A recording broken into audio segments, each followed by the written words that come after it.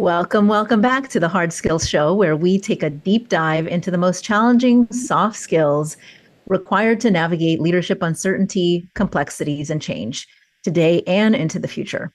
I'm your host, Dr. Mira Brancu. I'm a psychologist, leadership consultant, and founder of TowerScope. Have you ever felt like you're working nonstop, but still falling short?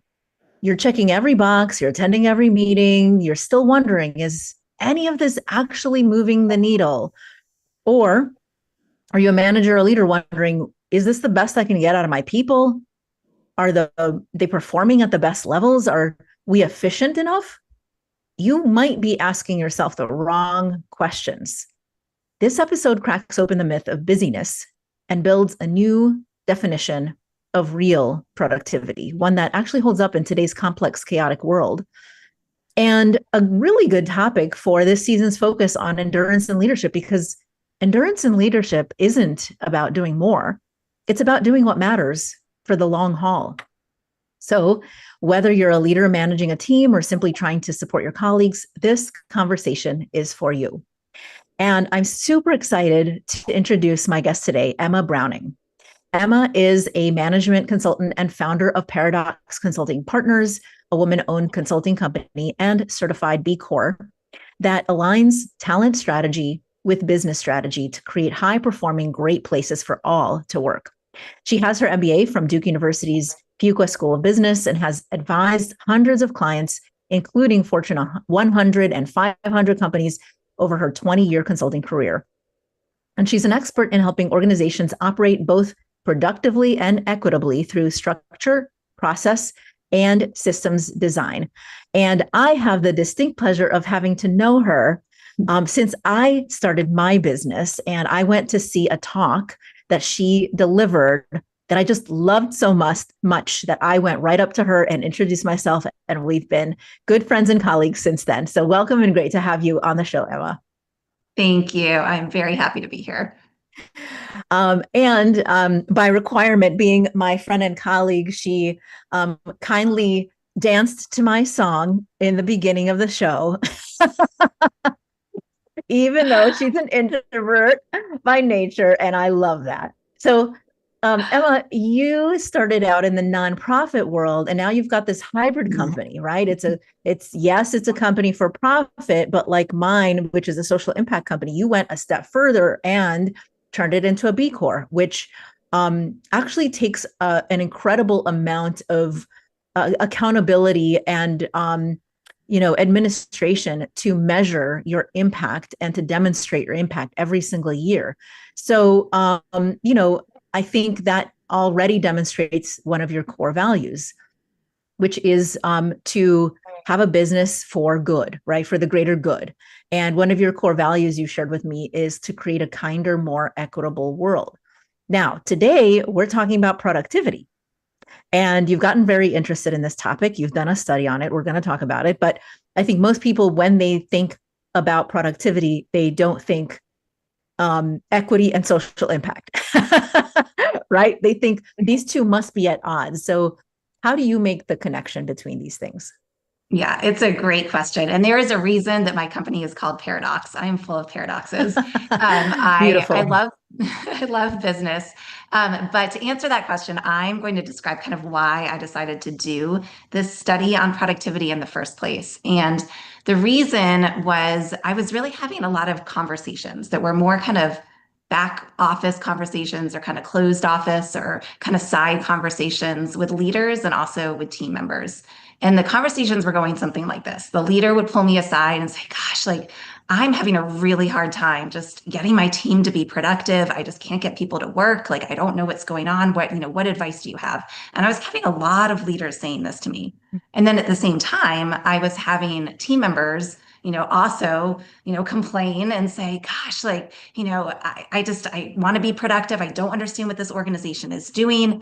Whether it was kind of bringing people back into the office and people were saying, gosh, like, I'm so much more productive at home, or, our strategy keeps changing. Our priorities keep shifting. How can I be productive? So it seemed like there was really this disconnect. And I think managers, were stuck in the middle. And there was this disconnect between not having conversations in organizations about productivity and having confusion around what productivity was. And I do really care about equity. And I do really care about people having equitable opportunities to succeed and achieve the goals they have for themselves. And when it's really unclear what those expectations are, and there's not this disconnect about it, it's really hard for people to succeed in their organizations. And so that was the reason that I wanted to, go into the study in the first place and try to answer that question. Yeah. And what do you think is what one of the things that you mentioned you feel like is missing or like a misunderstanding is that folks are not having a conversation around expectations, right? And like what productivity means to managers versus employees. Are there other things that we're getting wrong about how we're thinking about productivity? And one of the things I think that is coming up for me as you're sharing this is if I think about equity, right? Equity is not equality. And if you apply equality to productivity, it means we're all supposed to make exactly the same widgets at exactly the same time with the same pace and frequency. And um, I don't think in real life that makes any sense if you're working with humans. Yeah. Like I'm more efficient at certain things than you are, right? And you're a better thinker about some things than I am. And so um, how are we like getting this sort of like we'll get into your formula, but before we get into your formula, the sort of equity as it um, relates to thinking about productivity and having these kinds of conversations, what are we missing around that? Yeah, I think it's a really good point that people are different, and that came out through the study that people have different capacity and different ways of working, and that might vary by season of life and time of day, and month of the year, and different things. People have a really different way of working from each other, and I think coupled with that, I think what we're seeing with work right now is that work is also changing a lot and what work even means, how we work, where we work, the kinds of work that we're doing, all of that is changing as well. And um, so I think that one thing that was interesting in our study that came out is that people had really different definitions of productivity when we asked people to define it for us. And I can get into more of the details of the study later, but people would have different things that they would talk about, and it often related to their organization's values or their individual personal values, that actually changed how people thought about productivity and what productive work is. And so going back to the equity piece as well, that also means that people are operating off different definitions. And so we can't assume that everybody in an organization actually has the same perspective on what productivity is. And yet, organizations often have this, when we're measuring productivity using old definitions and formulas, it is a more, it's just an old definition, an old formula that just isn't relevant for a lot of our workplaces today. Yeah, so let's talk about that. What is the definition that is outdated that still remains and lingers and about work, about productivity that like no longer applies?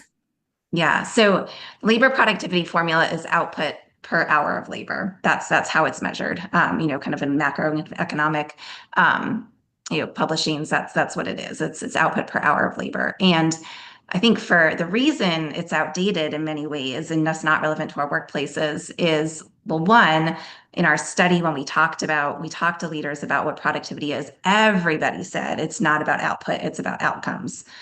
So just right off the bat, it's not about output. Like everybody said that, from CEOs of startups to senior level leaders in Fortune 500 companies. Everybody said that it's not about outputs, it's about outcomes. So that's the first piece that I think isn't relevant. And then let's stop there for just a second. Yeah. Let's define output versus outcomes. Oh, yeah, that's a good question. So output is more, I think it's more short term. It's something tangible that you can feel, you can see. And I think the difference between output and outcomes is outcomes can be very long term. So when I think a lot of us today are working on outcomes that can take, weeks or months, years, sometimes even a lifetime, that people are working towards. When you think about outcomes, it's, the impact, the long-term impact of something. And so it's really, when you're thinking about outputs, that's a much more short-term look Mhm. at productivity than I think is realistic for a lot of our Mm. work today. Okay, great. Okay, so keep going with the sort of Yeah. outdated model. Yeah, so I think that's a big piece of it. Another part is just thinking about the work we're doing. So most of the companies that I talk to and organizations I talk to were knowledge-based industries. And I think, most companies and jobs today, honestly, are kind of knowledge-based jobs, just with more automation, AI too, that just most jobs and industries are headed that way. And so when you think about output per hour of labor, again, like that doesn't bring in kind of the creativity and the innovation and a lot of the research and different things that are just such a big piece of the work that we're doing today. So again, I think that's just an outdated formula, at least from a practical standpoint, when we're really looking at talking with people in our organizations about their work. Great. The first time I heard about knowledge work was from Adam Grant. And for those folks who are listening who don't know what this term means, can you share a little bit about how you think about or what goes under the bucket of knowledge work? Oh, yeah, I mean, honestly, so much does now. I think, anything that involves research or really thinking is part of your work, that there's really kind of head work involved, that it's not just it's not just physical labor, that it involves research or other thinking. There's so, and that's why I think today, almost everything is to some degree knowledge type work. So anything kind of IT related or technical related, healthcare, science, so many industries really are knowledge-based industries at this point, or even in industries that are not typically knowledge-based industries, there are many, many knowledge jobs in those industries. Yeah. And I think that is so important to um, acknowledge that so much of our work is knowledge work, because if you're still functioning under an old model of productivity, right? Hourly work, and you're trying to increase quote unquote old type productivity and efficiency, um, somehow the assumption is you will produce more knowledge um, if I just think faster and work faster Mhm. at my job. But the reality is that most leaders that I work with, their greatest problem is they can't focus on strategic vision because there's too much going on in the day for them to actually think and reflect in order to be thoughtful enough to create an intentional strategy that makes sense. And sometimes the only time they have in the day to think is when they're meeting with me once a month for coaching. And that is not good enough. That is not good enough. And so a lot of the work that I do with them is just finding ways to carve out critical focus and thinking time and reflection time, because that is going to get them the best outcome, right? And for some people, that takes a long time to come up with something creative or innovative, or to piece together a high complexity, in the work and information that they're receiving, like nonstop during the day, and the constant fires they're putting out and trying to make sense of it all and all of that stuff. So I'm really appreciating how you're piecing together um, why the old productivity model just does not make sense if you're doing knowledge work and you're focused on long-term outcomes. Yeah. So with that in mind, we're reaching an ad break. And when we come back, I want to talk about a little bit more about, if that does not make sense, the old formula, what does make sense? What is the formula from the studies that you've done? So we're reaching an ad break. You're listening to The Hard Skills with me, Dr. Mara Brancu, and our guest today, Emma Browning. We air on Tuesdays at 5 p.m. Eastern. At that time, you can find us live streaming on LinkedIn, YouTube, and several other locations at talkradio.nyc. And we'll be right back with our guest in just a moment. Are you a conscious co-creator? Are you on a quest to raise your vibration and your consciousness? I'm Sam Leibowitz, your conscious consultant, and on my show, The Conscious Consultant Hour, Awakening Humanity, we will touch upon all these topics and more. Listen live at our new time on Thursdays at 12 noon Eastern Time. That's The Conscious Consultant Hour, Awakening Humanity, Thursdays, 12 noon on talkradio.nyc.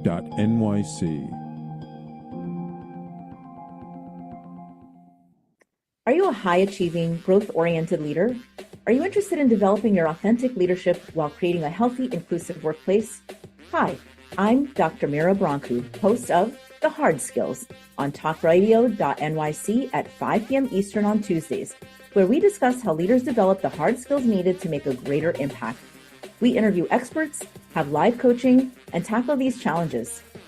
Listen to The Hard Skills on Tuesday at 5 p.m. Eastern on talkradio.nyc. You're listening to Talk Radio NYC. Uplift, educate, empower.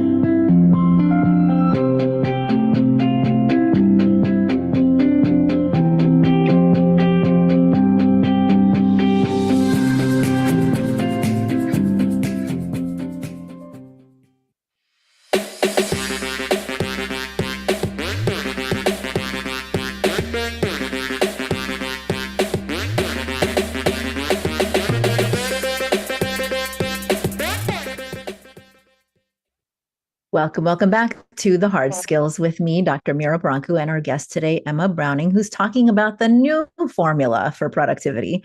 We just got done talking about what was the old formula and why. So what is your new formula? And break it down for us. Yeah, I will. And it sounds very mathy at the beginning, but it is productivity equals plus usage plus experience divided by resources. Wait, slow that down a little. Productivity equals. Yep.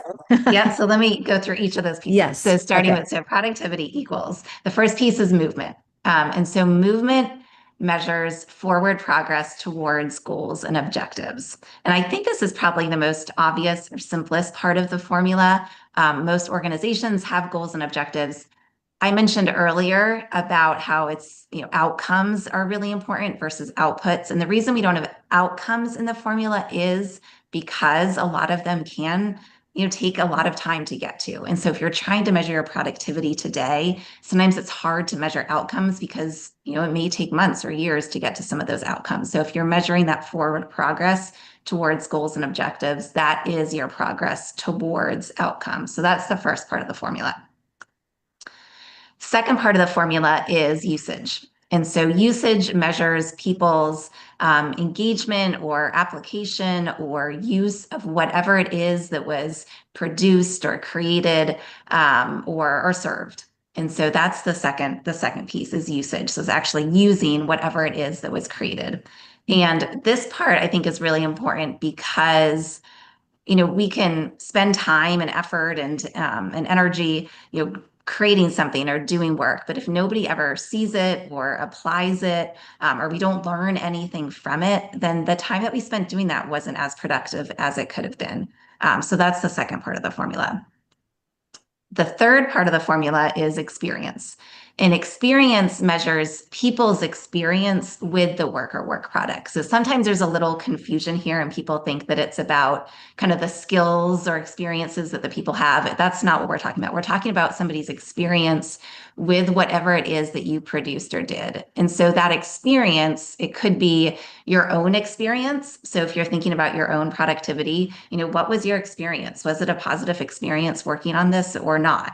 Was it, for your team? How was their experience working on this? How was your customer or your supplier working with you on this product or whatever it is that you are working on? And the reason we found that experience was so important in the conversations we had is because it impacted future productivity. And so if people aren't paying attention to the experience part of the formula, then they may be negatively impacting future productivity for the team or organization because people are having a bad experience in the moment. But if they're having a positive experience today with whatever work you're doing, then it's actually going to increase your productivity. It'll be easier to sell to your customer. It will be, easier to retain or hire people on your team if they have a good experience today. And so that part is really important, again, for that long-term outcomes. Brilliant. So that means that those roles that companies hire for that are called customer experience, user experience, employee engagement experience, all of that sounds like it falls under that part. Is that right?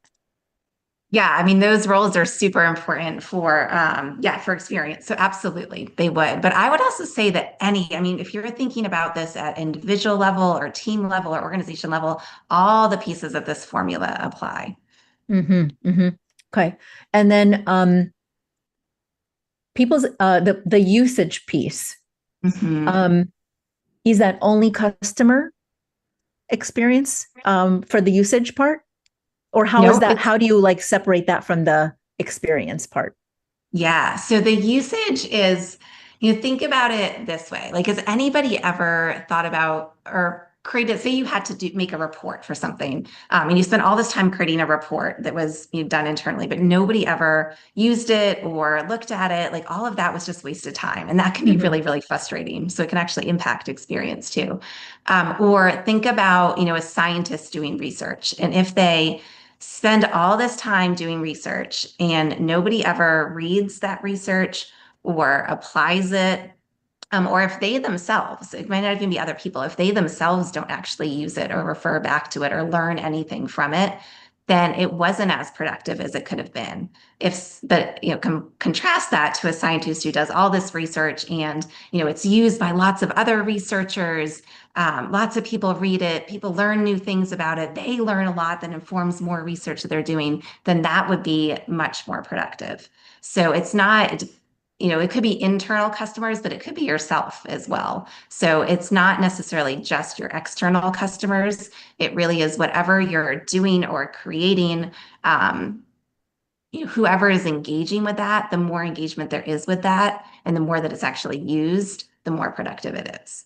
Got it. Got it. So I would guess that what types of activities could increase good usage would involve things like market research, piloting, minimal viable product, like making sure that you're always testing and evaluating whether it's actually going to be useful to people over time instead of just the old model of productivity, which is just plug away, do the thing, never try it out, never test it because it's only focused on the development of the thing instead of the evaluation of the thing.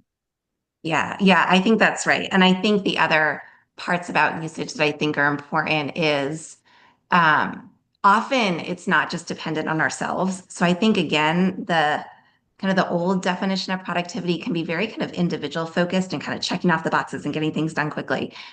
But really, for something to have a lot of usage, it's often not just dependent on you. It often involves the help of another department within your organization. If you're doing a learning and development program, you need to make sure that people actually show up for that training. And that might not be dependent on the person who created that training. That might be dependent on other people. And so there's often a lot of teamwork and collaboration. And so it also, when you're thinking about usage, it kind of forces you to think about, okay, what needs to happen that's going to maximize the productivity of the time and effort that I'm spending creating or doing this thing. And, who else do I need to bring in? Or as a leader, what do you need to do to remove obstacles or bring other people into some situation in order to maximize the usage of something that a team or an individual is creating? Got it. Yes. And I could see how it's also the same ideas apply to the forward movement or progress. Is that you're relying on a lot of people to make that happen. And so productivity, therefore, your formula is not necessarily just evaluated at the individual level. It's evaluated at the team and organizational level. Is that right? Yeah, it can be applied actually in any way. So you can apply it to your own productivity or a team's productivity or an organization's productivity. Yeah, Yeah. yeah. I love it. What I'm hearing in this formula is um, the old definition was about doing, and the new definition is about impact. Is Hmm. that right? Yep, I think that's exactly right. Okay. Um, Beautiful. And that makes a lot of sense. So, what have you encountered in your study, um, like people who are exceptional at all of these, and or are the most productive people versus least productive? And what makes a difference? Is there something about this formula that you've identified that they are struggling with more or are really good at that we can extract some like insights for all of us? Hmm. Yeah, there was a lot of things. And one of the questions we asked when we conducted the study was, think back over your career and describe the most productive person. We also asked them about teams, but the most productive person that you ever experienced and how they worked. And then we asked them to tell us kind of how do you know that person was productive? Because we didn't want to define productivity for them, but have them define it for us. And so some of the things that came out for individuals, um, people who took initiative was a big thing. And I think, again, that's actually important for equity because depending on, how you were raised or your background or, prior work experiences you've had or your personality, that might not always come naturally to people. And so it's important to kind of think about that. But take initiative was something that came up a lot. For the most productive people, improve and innovate. So the people who are always looking for ways to improve upon something, that came up a lot. Another was build others capacity, which I think is interesting. It wasn't just the people who are productive themselves, but if they could leverage other people's strength, coach and train others and build others up. So they're actually kind of that exponential impact of the team. Those people were seen as very productive. And then also the people who had strong relationships. And that was because they would know where the opportunities were. They would know where funding was coming from. They would be able to, get information or get products if they needed them. Very interesting to me when I look at this list: take initiative, innovate, build capacity, leverage others, strong relationships. They're very empowered people. And I'm Mhm. very intrigued about like your comment around the initiative. You mentioned equity. So is there something related to building an equitable workforce in order to help people feel more empowered so that they could do all of these things? Yeah, absolutely. I mean, I know, trust is something that, people talk about a lot, but I think that that's super important that people are going to take initiative, if their leader, their manager, or their team trusts them, and they know that they're trusted. So I think that's one piece. I think another on the initiative is honestly just telling people, it's okay. Like you don't need to ask permission. Mm, Go and do this. Like you can do this. I trust you. Like honestly saying that. And as a leader, if you don't feel like you can do that, I think to really kind of unpack why you don't mm. trust the person to do it. Is it your own sense of control, or is it because they don't have the skills? And if that's the case, then how are you going to build those up so you can get to the point that you really can trust people to be able to take initiative? But I think it's something that honestly needs to be explicitly said Yeah. to people. Yeah, that's exactly what I was thinking, that a lot of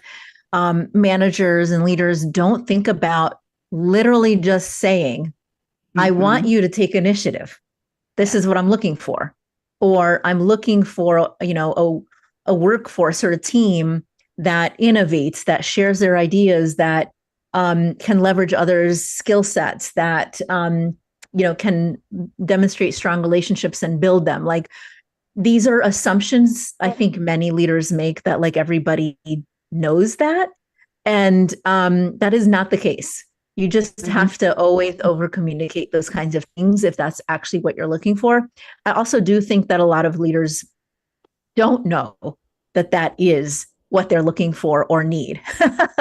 And so there's also a part of like recognizing from your study and things like this, understanding team dynamics, team development, that it is something that is important to build in order to not just help people feel good about where they are and be productive, but also feel like they're valued, in the workforce.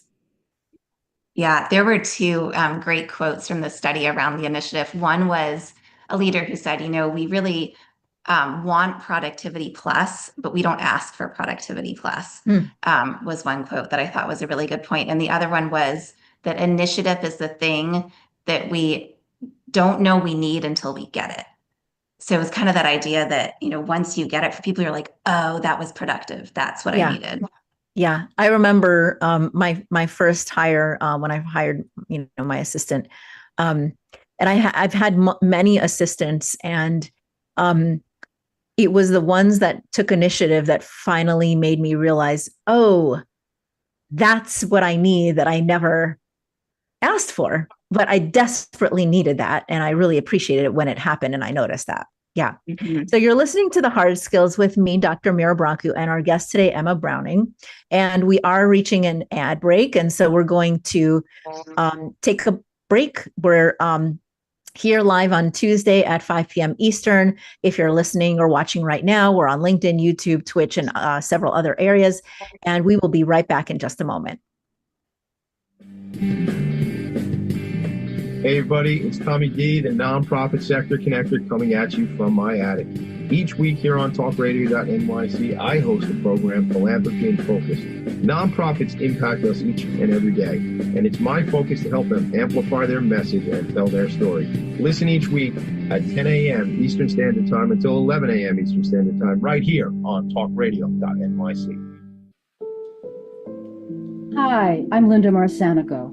The A Train to Sedona is a memoir about my journey to love and compassion. It's also the name of my new broadcast on Wednesdays at 12 noon. When we are spiritual, we embrace possibilities and ideas, which strengthen our mind, body, spirit, health, and wisdom. On the A Train to Sedona broadcast, I plan to interview guests who embrace these expansive practices. Join us on Wednesdays at 12 noon on Talk Radio New York City. You're listening to Talk Radio NYC at www.talkradio.nyc. Now broadcasting 24 hours a day.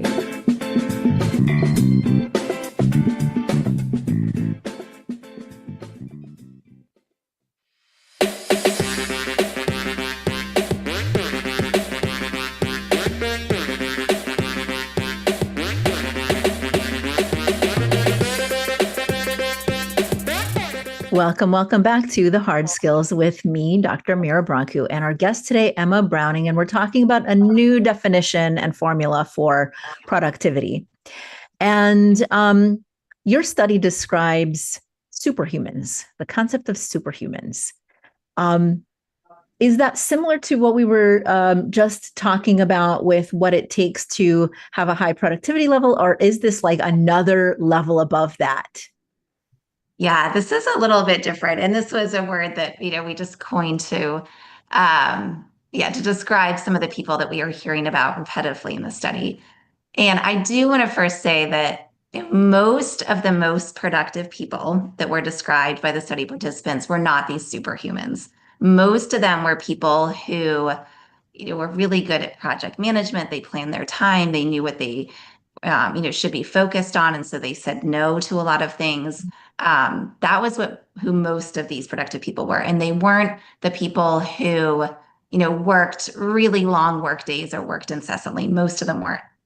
But there were a handful of people in the study that we called superhumans who were described as people who just had, incredible amount of energy, worked incredibly long hours, and were really, really productive because of all of that. They did all the things, in our productivity formula. And they worked really long hours. They were deep into the business. Some of them were CEOs, some of them were founders, some of them were team members. They ran the gamut, but people describe them as just this person has so much energy. They work constantly, but they never burn out. And those were the people that we kind of called these superhumans. But one thing that was really interesting about these superhumans that I want to talk about is that a lot of people said, even though they didn't burn out, they would burn out their team. And we heard this over and over again, that these people who they had so much energy and they loved their work and they were having a great experience, their productivity was high, even using our formula, because they were having a great experience. They threw themselves into the work. They loved it, but it was really, really easy for them to burn out their team. And we heard this over and over and over again. And so I think it's just one of those concepts to think about, that that person just needs to be aware of how, their productivity and their experiences is impacting others in the team. And therefore, if they're burning out the team, the longer productivity for that team or organization. Yeah. Yeah. I think I talk about that similarly with leaders, where we say they have a pacing leadership style, which is that their pace is extraordinarily fast, and the rest of the teams is not. And how is that influencing, the team's experience with them? And are there ways for them to slow down and match the team, or just acknowledge the pacing differences, and have conversations explicitly about pacing. Yeah, I think that's right. And there was one great example we had in our study of somebody, I think an organization that had figured this out, how to do this well. They had somebody on the team who was one of these superhumans, and he worked, really long hours, was always improving and innovating and do all these things that were outside of his job description. When they hired this individual that we were interviewing, she said they were very specific to me. They said, you're going to meet, we'll call him John. You're going to meet John. And he does, he just works all the time. We value him. He's incredible. Know that you don't have to work like John to be successful here. So they were very explicit about that. So it wasn't setting the culture and the tone for the whole organization. That's great. Yeah. I remember working with a team like this. It's interesting. It was an entire team, and at least half of them worked like this and the other half did not. And it was, I think, a quality of the kind of people that are drawn to the kind of work that they did. It was all like kind of strategy work, and they were just like very, very excited about influence, promoting ideas, idea generators, nonstop idea generators, producing like super interesting product, like the entire, experience of developing ideas and putting them out into products was their thing. And the problem is, yes, they were burning out or annoying the other half of the team with that style. And the leader of this team was so opposite.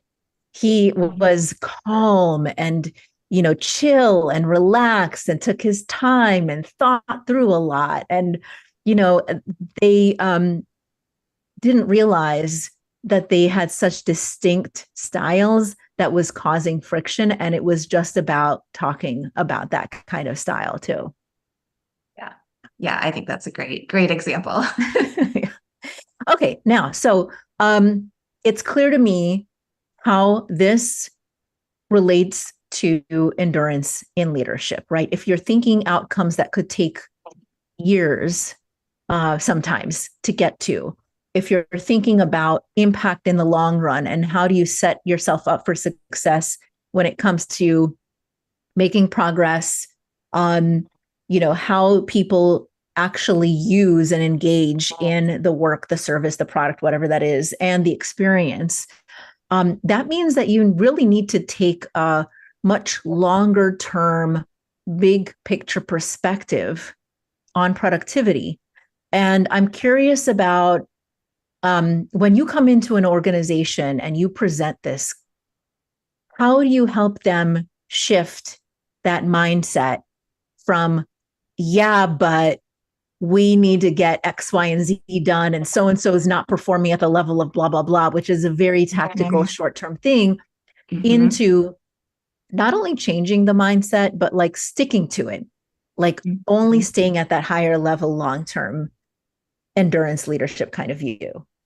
Yeah, those are big questions.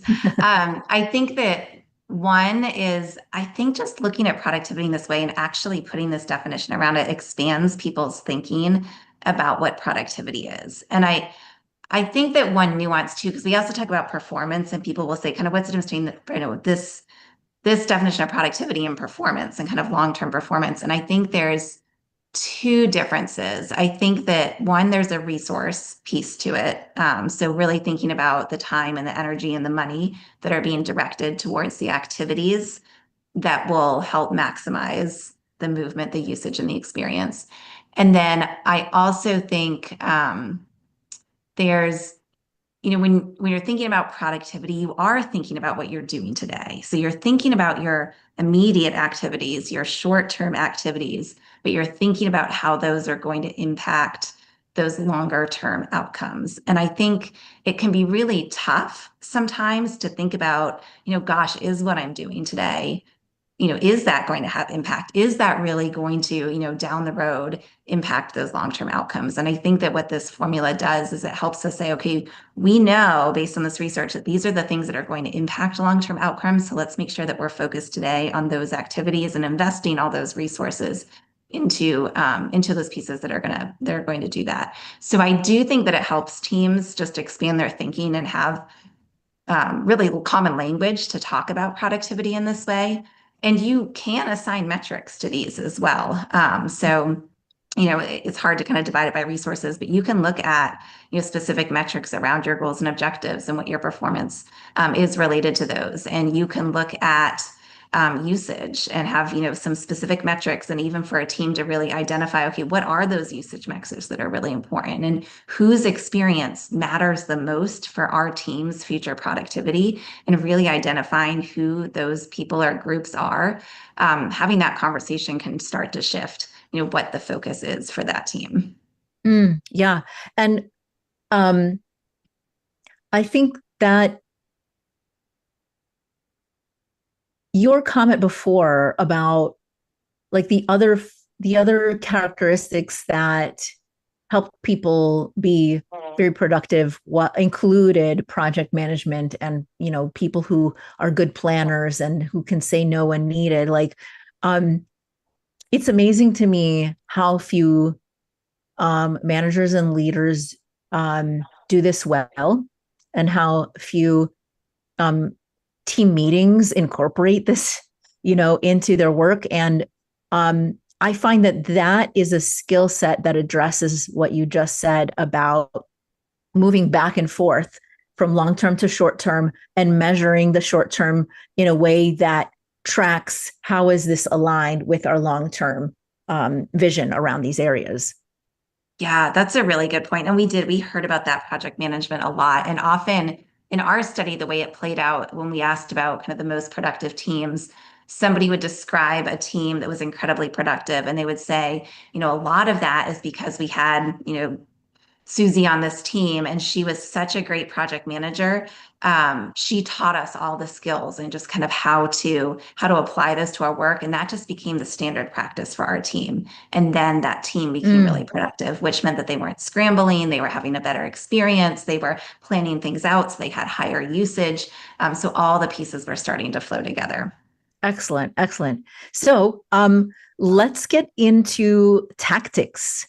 How, let's say a team comes to you and they want to get started with this. How do they get started with looking at their metrics around the productivity formula that you just presented? And what do they do with that information? Yeah. So for a team, I would recommend, honestly, once they understand the different components, to actually identify those metrics, and not a lot, because we don't want this to become a whole exercise in just, checking off metrics, but identify the key metrics under each of those three areas. And then also figure out from a resource standpoint, how are you going to measure that? How are you going to measure that the resources you're expending, whether it's time or money, or effort, actually are being directed towards those activities. So I think there is really a metric piece of that. And the process of developing those metrics really does help the team get aligned on what productivity is and solve the problem, that I was seeing right at the beginning of this work that led to the study, was this kind of confusion and lack of consistency or understanding among individuals in an organization about what productivity really looked like and really went for that team. And do you find that most teams are able to develop those metrics around movement usage or experience? Do they struggle with it? If they struggle with it, are there areas that are harder to get at, how they measure those things? Yeah, it's a good question. I think that the goals and objectives is usually assuming that they have, goals and objectives. That's usually the easiest part. And I think it depends a lot by the function, whether the usage is easier or whether the experience is easier.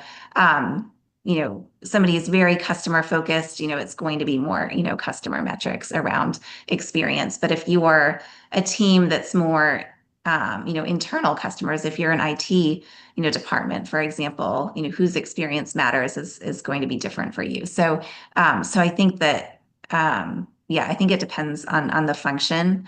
But it's mixed. I think that, some guidance is needed, but I also think, once you have a good definition and you know what you're trying to achieve, like the team can figure it out. What's most important for them to focus on. Great. Okay, we are reaching another ad break. So you're listening to me, Dr. Mira Brancu, and our guest today, Emma Browning, on productivity, the new definition. And we will be right back in just a moment. Were you an essential worker during the pandemic? If you needed to learn stages of epilepsy, did you depend on advocates? Did you use new innovations to cope with mental and neurological issues? Maintaining high quality of life and keeping good mental health are what we all strive for. I'm Frank R. Harrison, host of Frank About Health, and each week top healthcare influencers, professionals, and innovators answer these questions and more. Stay tuned on Thursdays at 5 p.m. on talkradio.nyc, and I will continue to be frank about health with all of you. Ready to serve up success with a splash? Hi, I'm Bruce Kramer, a.k.a. the corporate cockroach. I'm the Renaissance woman, Angie Snowball. And I'm your strategy doctor, Dr. Navtej Desange, inviting you to serving up success with a splash. Join us as we shake things up with real talk and real strategies centered around awareness, action, and accountability. And yes, there really is a cocktail involved. Please join us and sip your way to success. Serving up success with a splash, where wisdom meets happy hours. Cheers! Cheers. You're listening to Talk Radio NYC at www.talkradio.nyc. Now broadcasting 24 hours a day.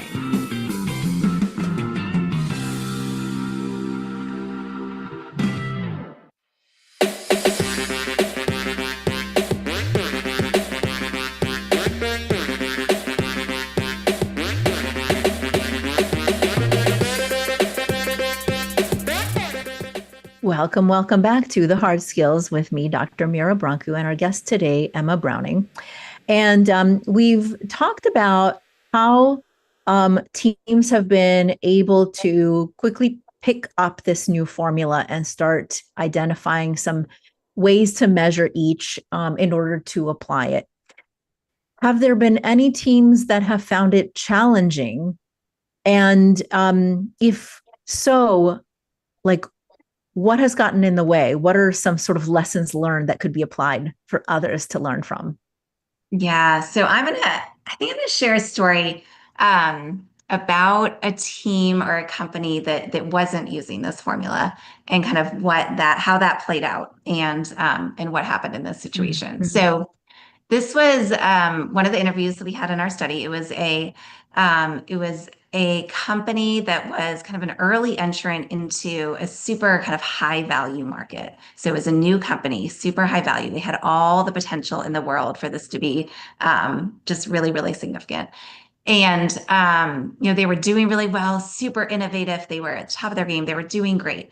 Private equity came in and invested in the company and put a lot of metrics in place. So they were definitely focused on that first part of the formula on the movement. So there was goals and objectives, really clear milestones, really, really, really specific numbers that they were focusing on all the time. And I love metrics. So I don't think there's anything wrong with that. But they also didn't look at the usage and didn't look at the experience. And so what the participant in our study described was a situation in which, the work became all about checking the boxes, all about those metrics, and that became the work, so that it wasn't actually all the other innovation and creativity and all the other things they were doing to move the company forward. And so what that meant was that people's experience went significantly down. So people, weren't putting their effort in anymore. They weren't able to be creative and innovative because the usage metrics weren't there either. Silos built up in the organization. And so when they were, the market changed, there was, information about changes in the market that really influenced the product and the innovation that should have happened. And even though they heard some of this information and maybe in one department they had that, but nobody was focused on that. They weren't sharing that with the other department in the company who needed to know that information so that they could make changes. And so after all of this, they did have an exit, but it was for far, far lower value than it should have been. And this individual we were talking to said, it was really because it was all about short-sightedness. Once we became so focused on just the metrics and we forgot about people's experience and we didn't communicate with other functions anymore because we were just only focused on those things and checking off the boxes that we needed to get done on our to-do list and on our, our milestones that we were focused on. We didn't do these other things. And so we became very short-sighted and we stopped innovating. And so I think that's more of kind of a cautionary tale, that's why you need to make sure that even if you're focusing on the metrics and the movement and all those things that are important to move forward, you also need to not lose sight of the experience and the usage at the same time. Oh my gosh, I can so resonate with that experience. I'm sure so many people listening to this can resonate with this experience, regardless of where they have been in an organization. We have had those experiences, right? And it might, for some of us, it might have felt like micromanaging, right? Over focusing on minute details of the metrics and under focusing on the big picture or the impact or the strategy or those kinds of things. And for others, it might feel like a loss of purpose and meaning. All humans need to feel like they are here to make some kind of difference, that there's a purpose to the work that they're doing. And when you don't focus on those other pieces, the way that you described it made me feel like if I was in that environment, I would feel like I lost my purpose and my meaning because I was too entrenched in the widget counting. Yeah, exactly. Yeah, I think that's exactly what happened.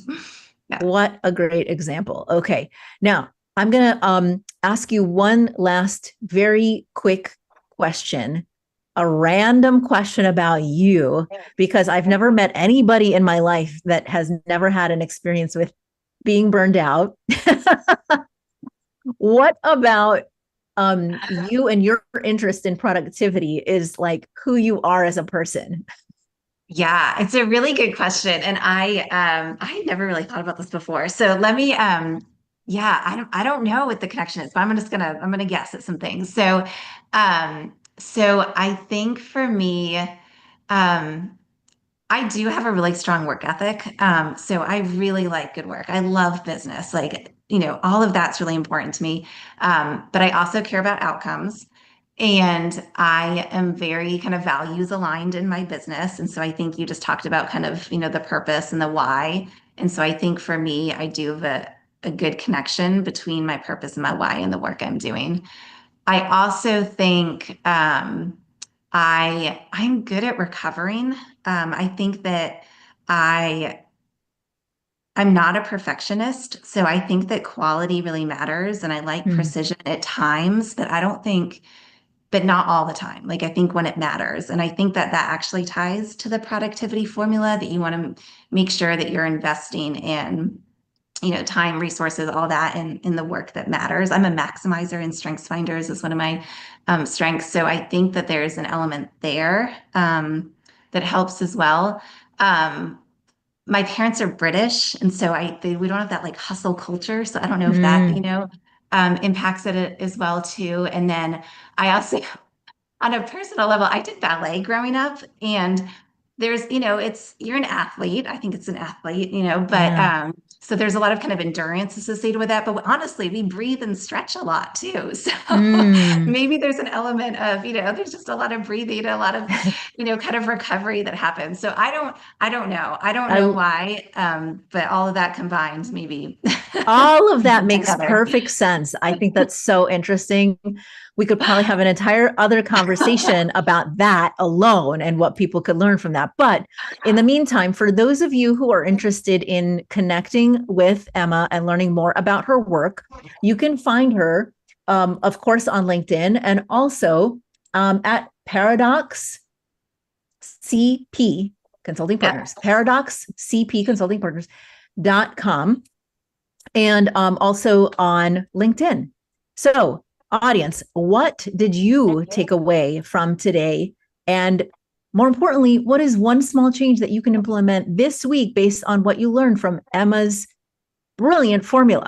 Share it with us on LinkedIn. And you could also find us on Facebook and Instagram and Twitter, Twitch, Apple, Spotify, Amazon podcasts, all over the place. If today's episode resonated with you, share it with a colleague or leave a review. And of course, you can always check me out as well at gotowerscope.com. Thank you to talkradio.nyc for hosting. Together, we will navigate the complexities of leadership today and emerge stronger on the other side. Thank you for joining me and Emma Browning today on this journey. This is Mira Brancu signing off. And until next time, stay steady, stay present, and keep building those hard skills muscles. Take care, everybody. Bye.